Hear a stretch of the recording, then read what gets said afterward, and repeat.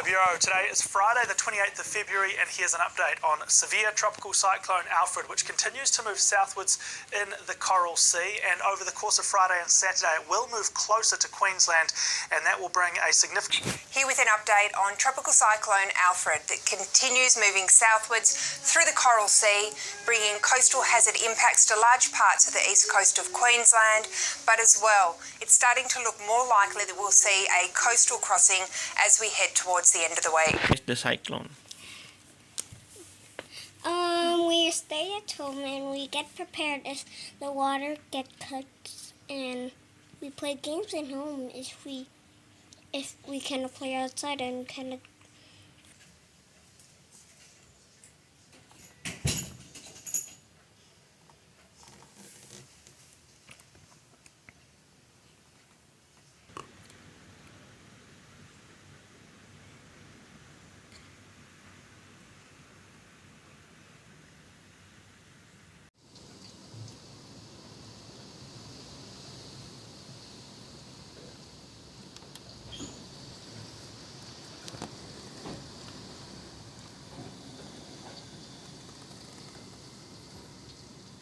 On Tropical Cyclone Alfred.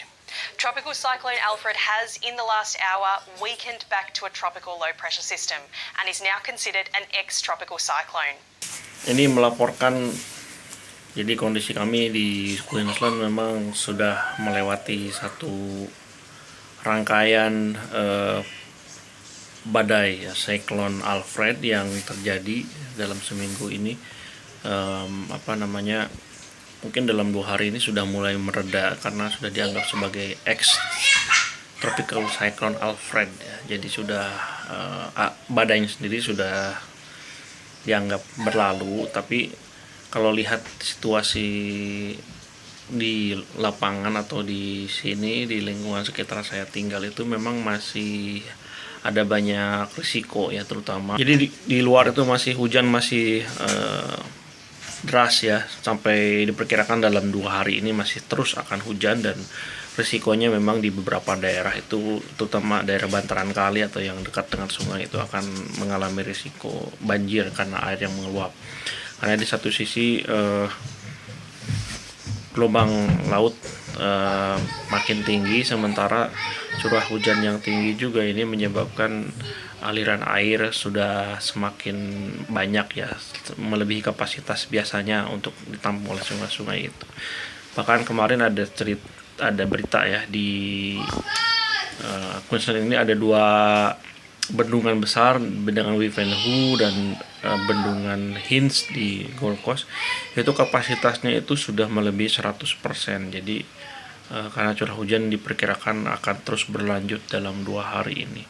Nah, mungkin yang menarik ya untuk di-share ini terkait dengan apa yang dilaksanakan atau yang direspon oleh pemerintah dan juga warga untuk menghadapi banjir akibat cyclone dan juga cyclone Alfred itu sendiri adalah, yang pertama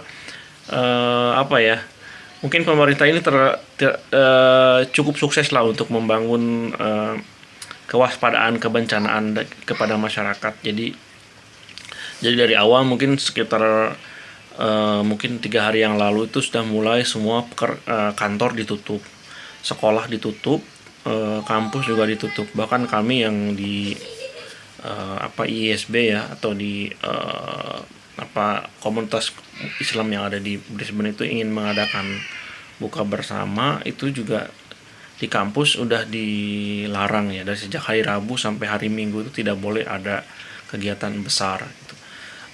Kantor-kantor ditutup, sekolah ditutup, bahkan mungkin dalam 3 hari belakangan ini semua pusat bisnis juga, toko-toko itu ditutup gitu. Jadi semua well prepared. Terus dari semenjak 4 hari yang lalu, 5 hari yang lalu juga pemerintah itu sudah menyediakan sandbag ya bagi warga yang ingin memproteksi rumahnya dari aliran air. Untuk mengantisipasi banjir tuh disediakan sandbag juga, tuh ada ratusan ribu.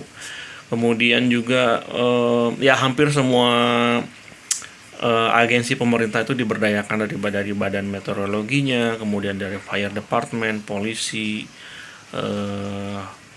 PU ya, Kementerian PU, dan bahkan sejak sebelum puncak badai itu sampai, itu sudah ada pembicaraan lah bagaimana nanti proses rekonstruksi itu akan dilaksanakan. Jadi sudah sangat well prepared gitu. Jadi hampir semua dari mulai Perdana Menteri sampai ke Premier atau Gubernur, bahkan sampai ke Mayor atau di tingkat konsil, itu semua satu kata gitu dan satu komando gitu.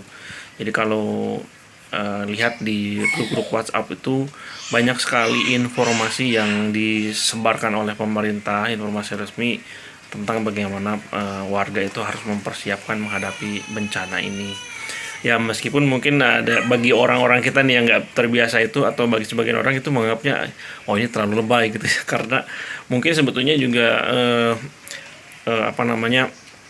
yang mendapatkan risiko paling besar itu mungkin hanya di beberapa daerah yang ada di daerah coastal area atau daerah-daerah pantai gitu, atau yang daerah bantaran sungai. Tapi karena memang informasinya itu sangat masif, jadi semuanya ikut panik, ikut mempersiapkan diri. Bahkan mungkin nanti saya tunjukkan ya di footage sebelumnya itu bahwa di masyarakat juga mengalami kepanikan itu. Jadi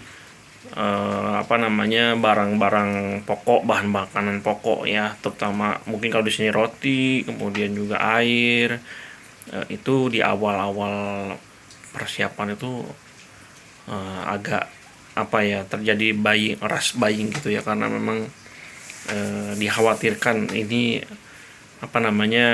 akibat dari tropical cyclone Alfred ini bisa berkepanjangan, melumpuhkan perekonomian atau melumpuhkan kegiatan masyarakat. Jadi dari sejak mungkin 3-4 hari yang lalu itu disarankan supaya mempersiapkan perlengkapan emergency gitu ya, menghadapi bencana, untuk bersiap paling tidak harus isolasi mandiri di rumah selama kurang lebih 3 hari gitu ya. Ini baru mungkin sekitar 2 hari. Jadi di pusat-pusat perbelanjaan itu ya air habis, kemudian tisu juga ludes ya, dan bahan-bahan makanan yang tahan lama atau non-perishable food itu juga agak susah ditemukan gitu. Ya itu di satu sisi mungkin bagi kita yang nggak terbiasa, wah ini over gitu, tapi memang ya inilah, pemerintah berhasil menurut saya mendidik warganya dan menanamkan kesadaran bahwa ya ini harus disiapkan sebaik-baiknya gitu. Sehingga ya meskipun sampai sekarang itu ada terjadi sekitar 250.000 rumah yang terkena pemadaman bergilir atau pemadaman listrik, pemutusan aliran listrik gitu ya, tapi ya secara umum korban jiwa itu bisa dikurangi. Sejauh ini saya kira yang kalau dilihat dari berita itu baru ada 1 yang dikabarkan hilang gitu ya warganya. Tapi ya alhamdulillah, mudah-mudahan ini akibat dari badai tropical cyclone Alfred ini tidak terlalu parah. Meskipun ini kita masih yang menunggu-nunggu nih, harap-harap cemas apakah dengan curah hujan yang sangat tinggi ini kita dalam 2 hari ini terus hujan gitu ya, dan perkirakan dalam sampai 3 hari atau 4 hari itu akan hujan terus. Memang hujannya mungkin nggak terlalu lebat, tapi terus dari pagi selama 24 jam itu turun. Mudah-mudahan tidak terlalu parah gitu ya, dan kita bisa kembali melanjutkan kegiatan seperti biasanya. Jadi itu mungkin pelajaran dari respon pemerintah di sini, dan juga bagaimana masyarakat mempersiapkan di sini. Jadi komunikasi antara pemerintah dengan warga itu sangat lumayan lah, cukup baik, dan informasinya juga cukup detail, sehingga semua bisa kurang lebih ya bisa melaksanakan persiapan yang sebaik-baiknya. Ini bisa jadi pelajaran buat kita semua juga, bagaimana kita bisa mempersiapkan hal-hal seperti ini. Sampai jumpa di video selanjutnya.